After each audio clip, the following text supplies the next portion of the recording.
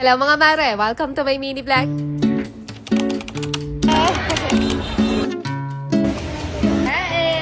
Magandang araw mga mare! Kamusta naman ba kayo? For today's vlog, wala muna tayong bahay serye at maggagala muna kaming magana. Kaya samahan nyo na lang muna kami maglaboy ngayon. Pag umaalis kami, etong sunscreen ni You Glow Babe lang yung nilalagay ko sa mukha. Lakas kasi niyan maka-fresh at maka-glow. Then naglalagay lang din ako ng powder. Then nagmamaskara lang din ako mga mare at yan na lang din yung nilagay ko sa kilay dahil hindi ba nga dumadating yung in-order kong pang kilay. At syempre, lastly, naglalagay lang din ako ng lipstick at ito na nga ang ating final look. Oh, fuck! Ang ganda!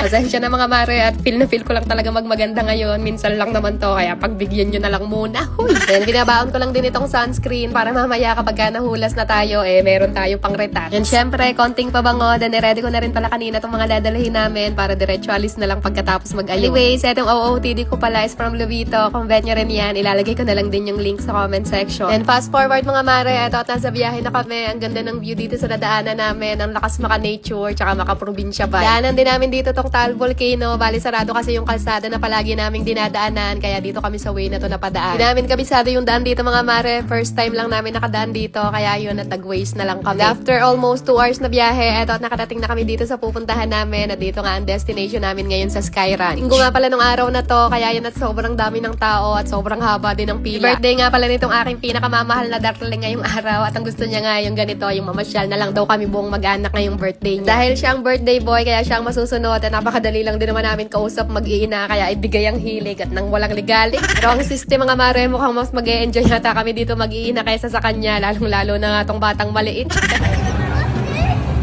Mars! Hey!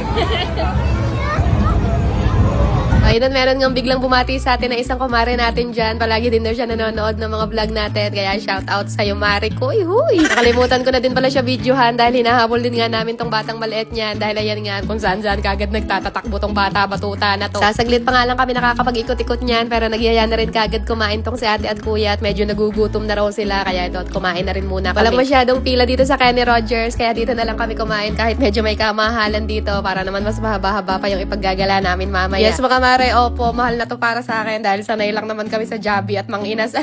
Kaya na chicken yung in-order ni ate at kuya, tapos spirits yata yung tong dito sa asawa ko at ito naman yung sa akin, yung parang steak daw nila yan dito. Medyo na-excite nga ako dito mga mare dahil alam nyo naman na i-chika ko to sa inyo nung nakaraan kong vlog kung napanood nyo yon nung nagluto ako ng steakan pero parang pork chop lang yung kinalabasan. So, bali ngayon yung first time na nakatry ako ng ganitong steak. Masarap naman siya pero para sa akin, comment ko lang naman to, hindi siya yung parang siguro tipong babalik-balikan ko. Dahil na rin siguro hindi naman kasi talaga pang mayaman yung taste natin mga mare dahil feeling rich lang naman kasi talaga tayo.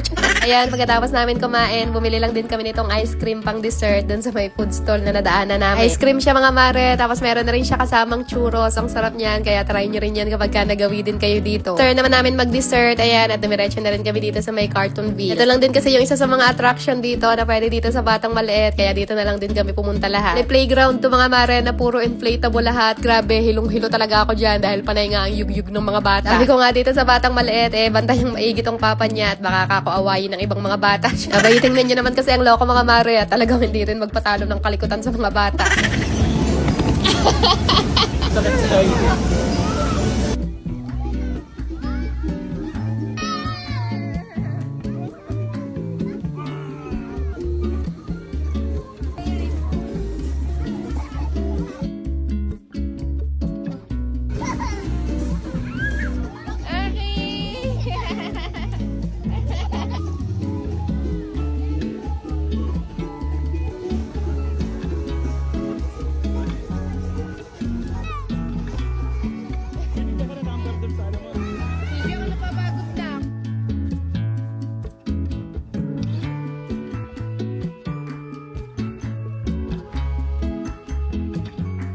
Grabe, sobrang nag-enjoy talaga dyan tong tatlo kong chikiting mga mare. Etong birthday celebrant pala. Lahat naman kami, sobrang nag-enjoy talaga dyan. Kaya paano, hanggang dito na lang muna ulit ang aming mga simpleng kaganapan. Kaya see you na lang ulit sa susunod nating vlog mga mare ko. Good night na muna. At ayun lang muna ulit for today.